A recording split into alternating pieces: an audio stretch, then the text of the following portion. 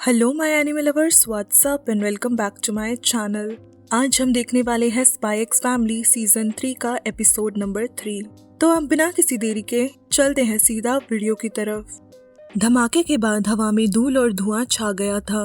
धीरे धीरे जब लॉयड होश में आता है तो वो देखता है कि क्रोकीट शॉप पूरी तरह से तबाह हो चुका है। टाउन स्क्वायर, जहाँ कल तक बच्चों की हंसी और बाजार की चहल पहल गूंजती थी, अब वहाँ बस राख और मलबा है। ये खौफनाक मंजर देखकर उसे अपनी आंखों पर विश्वास नहीं होता। आसपास कुछ लोग मलबे में फंसे हुए लोगों को बचाने की कोशिश कर रहे थे और बाकी के लोग वहां से भाग रहे थे। एक आदमी लॉयड को वहां ऐसे खड़े देखकर चिल्लाते हुए कहता है कि वो भी शहर खाली करे क्योंकि ऑस्ट्रेलियन आर्मी ने उन पर हमला बोल दिया है। उसका दिमाग सुन्न हो गया था क्योंकि उसने लोगों से सुना था कि ये वॉर कभी नहीं होने वाली है। तभी उसकी माँ भी वहाँ भागते हुए आती है। वो उसे जिंदा देखकर उसे गले लगाकर रोने लगती है। लॉयड के सर से खून बह रहा था। ये चोट सीरियस हो सकती थी, पर उसके खिलौने वाले हेलमेट ने उसे बचा लिया था। मॉम कहती है कि उन्हें सामान पैक करके जल्द से जल्द लुवेन छोड़ के जाना पड़ेगा। लॉयड ने मासूमियत से उनसे पूछा कि अब उसके स्कूल और कल के फेस्टिवल का क्या होगा, जिस पर मॉम ने कहा कि अब इन सब चीजों का वक्त नहीं बचा है। उनकी आवाज में दर्द और डर दोनों थे। जब वो दोनों निकल रहे थे, लॉयड मुड़कर अपने शहर को देखता है, जहां उसका घर, स्कूल, दोस्त, सब कुछ अब सिर्फ धुआं और मलबा थे। उस पल उसने महसूस किया जैसे उसका बचपन एक ही पल में उसकी आंखों के सामने तबाह हो गया है।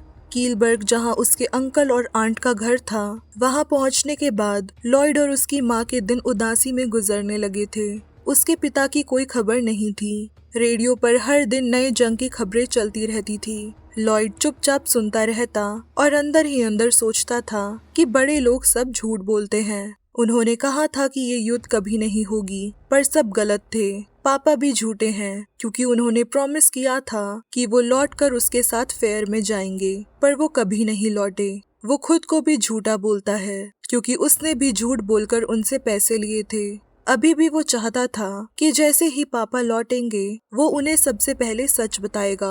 वहाँ एक और धमाका होता है जिससे उनका पूरा घर हिल जाता है। लॉयड डर कर मॉम के पास दौड़कर जाता है। माँ ने उसे गले लगाकर उसे सांत्वना दी कि डरने की कोई जरूरत नहीं है, उन्हें कुछ भी नहीं होगा।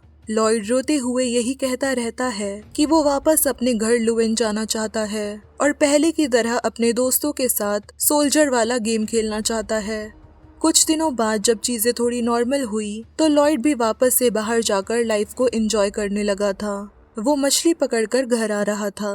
वो चाहता था कि वो इसे मॉम को दिखाए, जिससे वो खुश हो जाएंगी। जब वो रास्ते से गुजर रहा होता है, सायरन की आवाज वहाँ गूंजने लगती है। कीलबर्ग पर एयर रेड चालू हो गया था। लोग भगदड़ में शेल्टर की तरफ दौड़ रहे थे। लॉयड को भी शेल्टर में ले लिया गया था। बाहर जोरदार धमाके हो रहे थे। वो खुद सेफ था, पर उसका दिल माँ के बिना बेचैन था। वो शेल्टर से बाहर निकलकर अपनी माँ को ढूंढने निकल जाता है। अभी भी लगातार एयर से बॉम्ब ड्रॉप हो रहे थे, पर वो बस अपनी माँ को देखने के लिए उतावला था। जब वो घर के पास पहुँचता है तो वहाँ सिर्फ राख और खामोशी थी। घर गायब था, माँ गायब थी, उसका सब कुछ छिन गया था। वो बस वहीं खड़े खड़े रोता रहा। दुनिया की बेरहमी ने उसका संसार उजाड़ दिया था। उस दिन के बाद लॉयड ने सालों तक अकेले जीना सीख लिया था। हर दिन एक जंग थी, भूख, ठंड और तन्हाई के साथ। उसने सब खो दिया था, अपने प्यारे लोग और उम्मीदें। उसके अंदर जो कुछ बची थी वो थी नफरत, जिसके कारण उसने गन को अपना लिया था। उसने फैसला किया कि वो मिलिट्री को ज्वाइन करेगा। उसने अपना असली नाम छुपाकर लॉरेंस पूफी रख लिया था और अपनी उम्र भी झूठी बताई थी, जिससे उसे सेना में भर्ती भी मिल गई थी। ईस्ट वेस्ट कॉन्फ्लिक्ट में उसने अपनी चालाकी और सोच से कई लड़ाइयाँ जीती, पर हर जीत के बाद उसके दिमाग में एक सवाल घूमता था कि आखिर उसे और कितनी लाशें और कितना खून बहाना होगा ताकि वो फिर एक बार अपने जीवन में उजाला देख सके।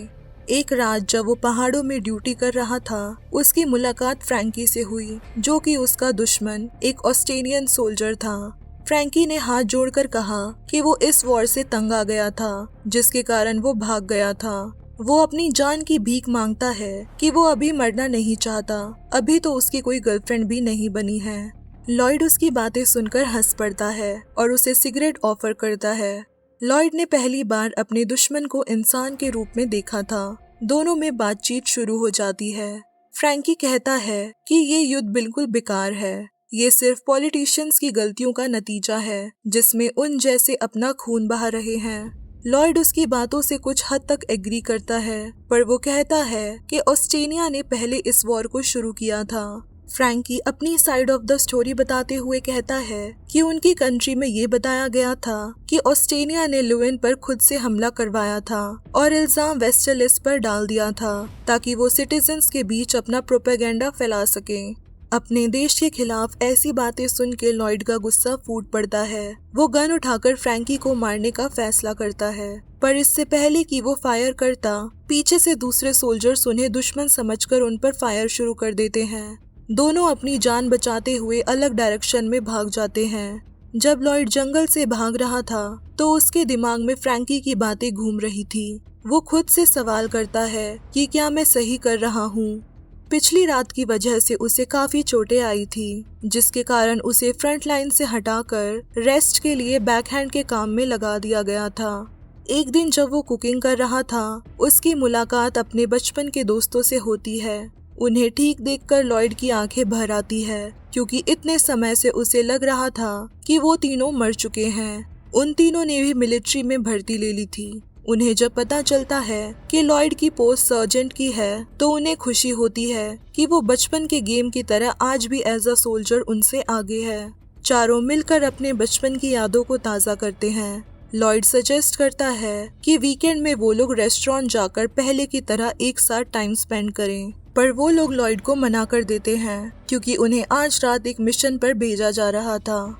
दूसरे सोल्जर के मुंह से लॉरेन नाम सुनकर तीनों हैरान होते हैं कि वो उसे इस नाम से क्यों बुला रहे हैं। बात को टालते हुए लॉयड कहता है कि वो बस उसका निकनेम है। साथ ही वो कहता है कि मिशन से लौटकर वो लोग उससे जरूर मिलें। तीनों ने जाने से पहले वादा किया था कि वो लोग दोबारा जरूर मिलेंगे, पर वो लोग कभी वापस नहीं आए। लॉयड के हाथ सिर्फ उनके टूटे हुए डॉग टैग्स लगे। लॉयड अफसोस मानता है कि अगर उसे पता होता कि ये मिशन इतना खतरनाक है तो वो उन्हें वहां जाने से रोक लेता। उस रात लॉयड के मन में मिलिट्री को लेकर भी कई सवाल खड़े हो गए थे कि क्या वो सही कर रहा है, क्या उसे बिना जाने ऐसे किसी देश के लिए नफरत रखनी चाहिए, क्या उसे बिना सोचे समझे अपने देश की हर बात को मानना चाहिए। उसे अब जंग की तह तक जाना था, पर उसके पास इतना पावर नहीं था कि वो इन चीजों के पीछे का मकसद जान सके। उसे इस बात की भी खबर नहीं थी कि उसकी जिंदगी अब बिल्कुल बदलने वाली है। कुछ दिनों बाद लॉयड जब हमेशा की तरह अपनी कुकिंग ड्यूटी कर रहा था, एक अनजान आदमी उसके पास आता है। वो लॉयड को झूठ का ज्ञान देता है, साथ ही अपना परिचय दिए बिना लॉयड के सारे राज खोल देता है। उसे उसका असली नाम पता था, साथ ही जो उसने मिलिट्री में भर्ती लेने के लिए फेक आइडेंटिटी बनाई थी, उसके बारे में भी उसे सब पता था। लॉयड के इस फरेब की वो तारीफ करता है कि ये स्किल उसे एक स्पाई बनाने में मदद कर सकती है। वो आदमी खुद को मिलिट्री इंटेलिजेंस का मेंबर बताता है, एक ऐसी संस्था जहां गन के बजाय इंफॉर्मेशन सबसे बड़ा हथियार है। उसने लॉयड के सामने मुश्किल चुनाव रख दिया कि या तो वो उनके साथ जुड़ जाए या कोर्ट मार्शल का सामना करे। वो उसे ट्यूसडे को 12 बजे अपना सारा सामान लेकर साउथ स्टेशन आने को कहता है। लॉयड के लिए अब कोई रास्ता खुला नहीं था। देश के लिए वेपन उठाने से भी अब उसके खोए हुए साथी नहीं लौट सकते हैं। उसके लिए जंग, देश, सब कुछ अपने मायने खो चुके थे। उसके अंदर अब ना जज्बा था ना विश्वास। उसने फैसला कर लिया था कि उसे आगे क्या करना है। उस आदमी की बताई हुई लोकेशन में वो अपना सामान और कैजुअल क्लोथ्स में पहुंच जाता है। आदमी उससे उसका सारा सामान लेकर उसे आग में डाल देता है। वो कहता है कि अब उसका पुराना वजूद मिट चुका है। आज से ना ही उसका कोई नाम है और ना ही कोई पहचान। अब वो सिर्फ एक साया है जो हवा की तरह बदलता रहेगा, जो देश के लिए काम तो करेगा पर बिना कोई निशान छोड़े। लॉयड के दिल में अब देश के लिए कोई मोह नहीं था। उसने सब कुछ खो दिया था, अपनी माँ, अपने दोस्त, अपना बचपन। अब उसके पास सिर्फ खामोशी और एक खोखलापन था जो चल तो रहा था पर महसूस करना भूल चुका था। उस पल जब उससे पूछा गया कि वो किस वजह से ये काम करना चाह रहा है, तो उसके पास कोई जवाब नहीं था। जब लॉयड ने मिलिट्री इंटेलिजेंस ज्वाइन किया तो उसकी मुलाकात वहाँ की स्ट्रिक्ट ऑफिसर सिल्विया शेरवुड से हुई। वो लोहे की तरह मजबूत और डिसिप्लिन की मिसाल थी। उसका एक ही उद्देश्य था, लॉयड को तोड़कर दोबारा बनाना, ताकि वो एक काबिल स्पाई बन सके। लॉयड की आंखें सीधा सोफे पर खुलती है, जहाँ पर वो औरत, बच्ची और डॉग को देखता है। तब उसे एहसास होता है कि वो लॉयड के घर में है, एक शांत जगह जहाँ सुकून है, ना कि जंग का शोर। बेहोशी में वो कुछ पल के लिए अपने जीवन की कुछ डरावनी यादों में वापस पहुंच गया था। आन्या अपने डैड के माइंड को रीड करके उनके दर्द को समझती है और उसे छोटे बच्चों की तरह काम डाउन करती है। वो आन्या से पूछता है कि आखिर वो सोफे पर क्या कर रहा है, जिस पर वो बताती है कि टॉनी ट्रेस बोल्ट के बारे में सुनकर वो बेहोश हो गए थे। ये चीज ऑपरेशन स्ट्रिक्स में प्रॉब्लम क्रिएट कर सकती थी, पर उसे इस बात की खुशी थी कि आन्या डैमियन को फ्रेंड बनाने में कामयाब हुई थी। वो आन्या से कहता है कि उसे हमेशा अपने दोस्तों के साथ बिताए हुए पल को एंजॉय करना चाहिए। वो अपने दोस्तों को याद करता है जिनके साथ उसने जीवन के कुछ हसीन पल बिताए थे।